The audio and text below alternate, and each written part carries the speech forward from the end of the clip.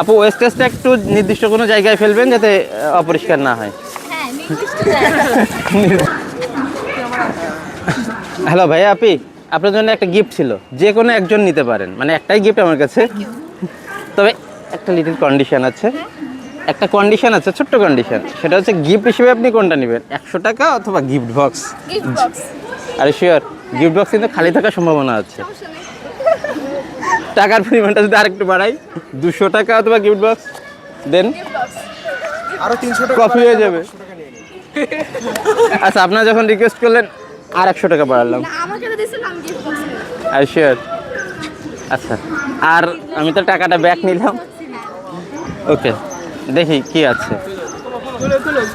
ফাঁকা থাকলে কিন্তু পুরো 300 টাকা লস। ঠিক আছে, সমস্যা নেই। ও, বই মেলায় আসেন, বইটাই কিনছেন? ওই যে কিনে দেয় না এখনো। সিজাদি কিনে দেয় না।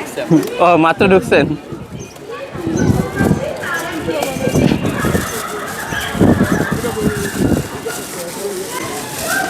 আপু ওয়েস্টেজটা একটু নির্দিষ্ট কোনো জায়গায় ফেলবেন যাতে অপরিষ্কার না হয়।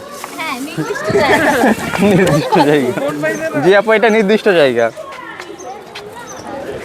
কি আছে আপু? ও, এ বুক। বই বই ওকে, কি বই আমাদের একটু দেখান। শেষের কবিতা ওকে, ধন্যবাদ, ভালো থাকবেন। ওকে।